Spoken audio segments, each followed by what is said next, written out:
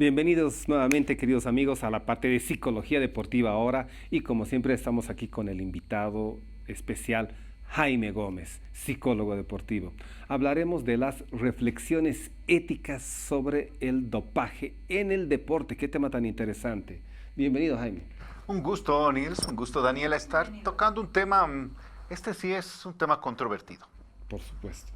Muy bien, doctor, entonces empezaremos ya a ahondar en el tema y queríamos preguntarle cómo puede afectar la falta de ética por dopaje en el deporte al bienestar psicológico de los atletas.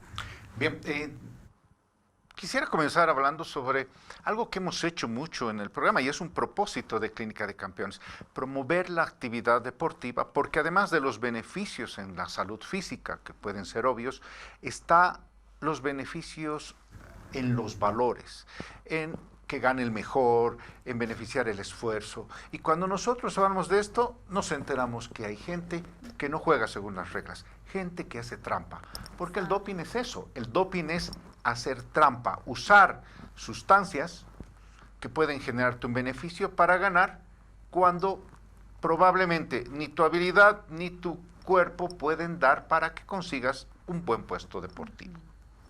Bueno, Jaime, respecto justamente, esto del dopaje viene desde muchísimos años atrás de diferentes formas, ¿no? Y hay dopajes biológicos, es decir, ellos mismos se sacan sangre, guardan y para el momento de la competencia se lo vuelven a poner. Dicen que están en la altura, no están eritropoyetinas y todo esto. Y justamente es la picardía esta que hace que quieran ganar de cualquier forma, ¿no? Justamente, y ahora, ¿cómo puede el psicólogo deportivo ayudar a un atleta a lidiar con esta presión social y que no quiera hacer estas cosas, evitar esa tentación de querer hacer trampa? Bien, esto es importante porque puede haber dos aspectos. Uno, que yo lo quiera hacer y otro que te sugieran hacerlo, por no decirte que te presionen a hacerlo, ¿no? Y esto es importante de verlo, ¿no? Probablemente el deportista en un inicio sí quiere cumplir con todas las reglas del caso, ¿no? Y a veces te presionan para que toma esto, lo vas a lograr.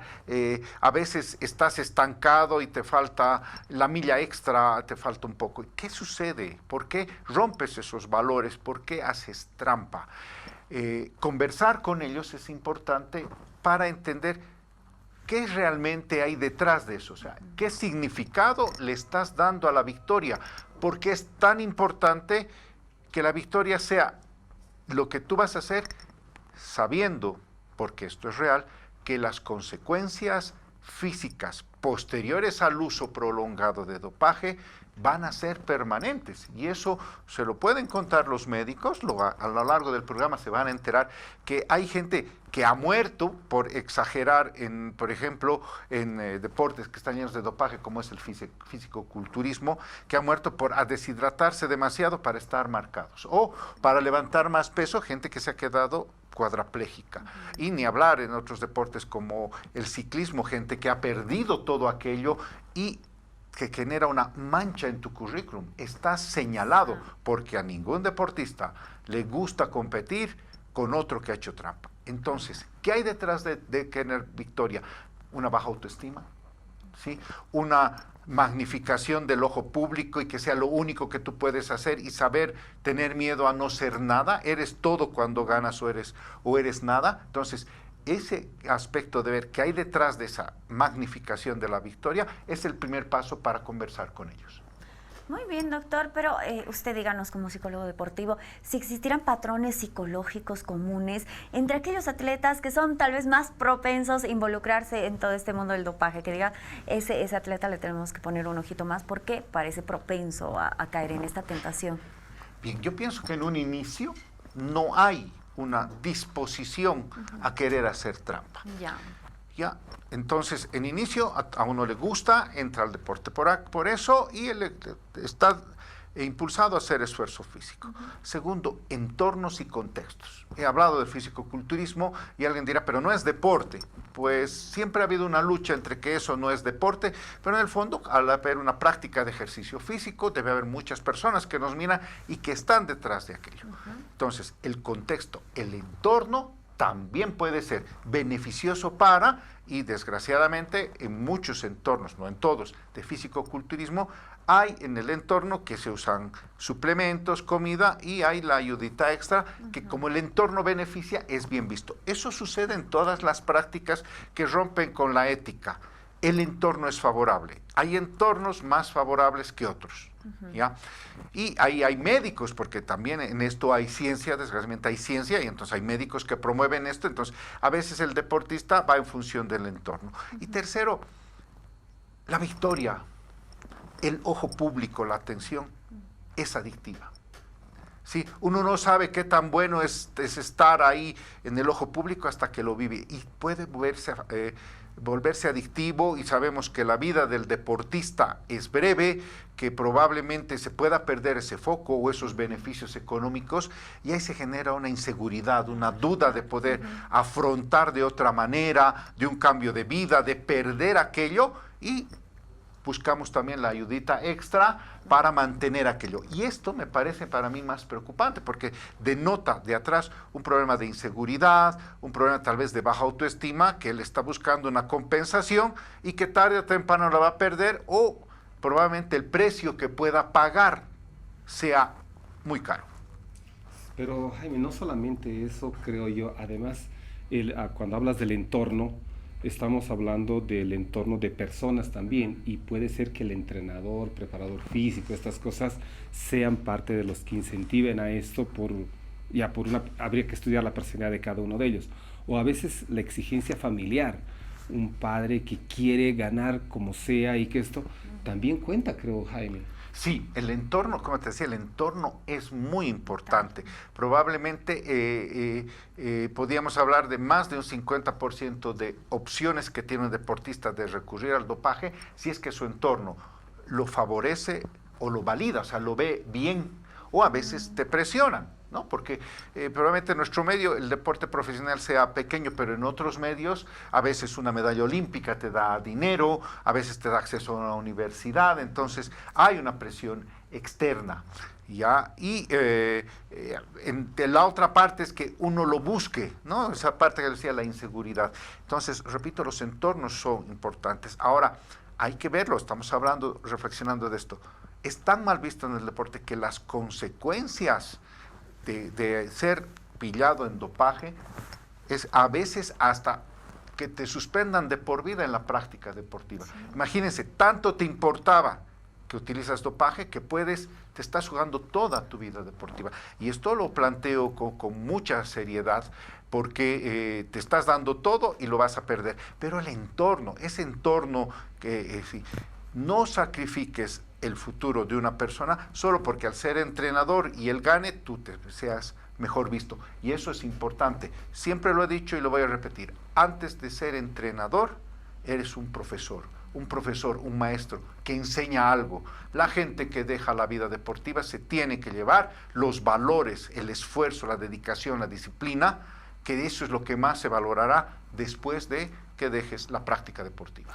Pero doctor, entonces, ¿qué estrategias psicológicas podrían utilizar los entrenadores o las personas que acompañan a los atletas para prevenir todo este tema del dopaje y promover también un entorno deportivo ético? Bien, y yo creo que vamos a hacer la prevención un poco antes. Un poco antes es, en ese entorno, la formación no solo debe ser técnica, sino resaltar los valores, lo que se llama la ética.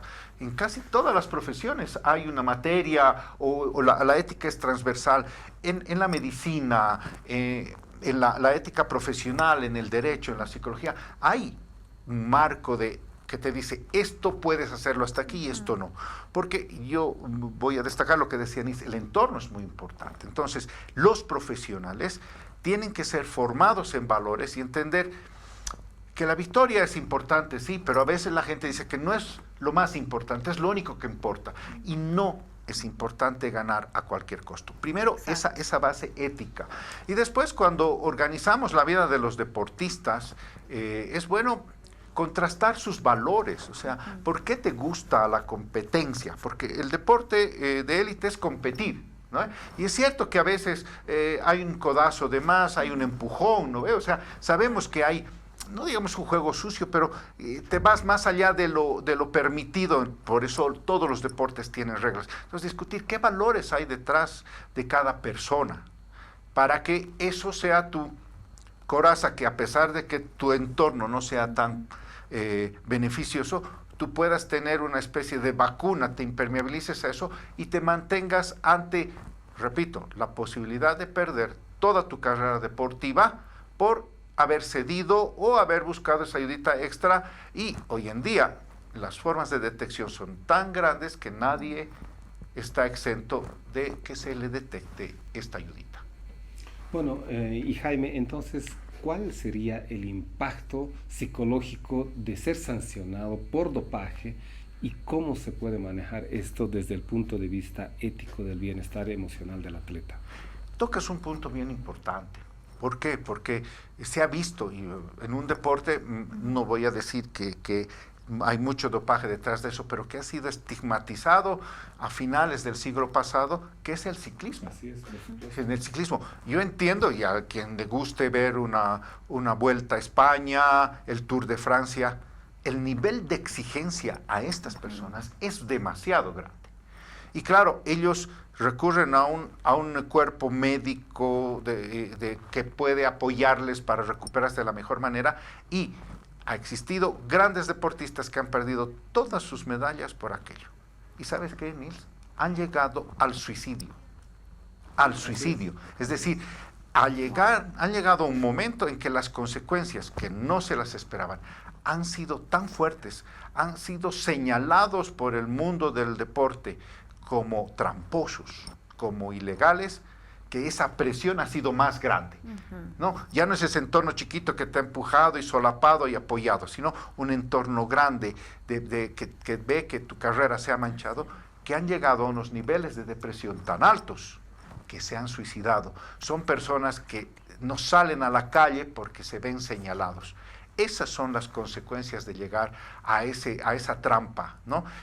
Procesos depresivos muy grandes, no poder hacer una transición adecuada a lo que sería su vida después del deporte, en el entendido que el deporte tiene una vida corta y se va a acabar, y no poder hacer una vida después del deporte. No todo se juega en una victoria, es mejor ser correcto y justo para seguir tu vida adelante. Muy bien, doctor, qué buenos consejos para todos nuestros deportistas. Tiene un alto costo tomar esa decisión y ese camino que es totalmente fuera de lugar dentro del deporte. Pero, doctor, nosotros le agradecemos como siempre el haber estado aquí en Clínica de Campeones con todas sus enseñanzas y sus consejos. Gracias, doc. Pues nada, un gusto, Daniela, un gusto, Nils, conversar de temas que también nos deben hacer reflexionar. Muchas gracias, Jaime. Y bueno, necesitamos hacer un pequeño apunte aquí. El programa Clínica de Campeones, que es un programa médico deportivo con sus segmentos de psicología y nutrición, lo que intenta es educar y enseñar a la gente. Pero este punto lo recalco porque dentro de esta enseñanza lo que nosotros queremos es enseñar a hacer el deporte de la mejor forma, sin trampas. Y cualquier cosa que hacemos en contra de esto, por eso es que siempre hablamos de cómo hacer un buen deporte, no solo cuidando tu salud, sino también cuidando esta parte de la ética. Bueno, con esta pequeña reflexión nos vamos a la parte de nutrición deportiva para seguir aquí ese programa médico deportivo.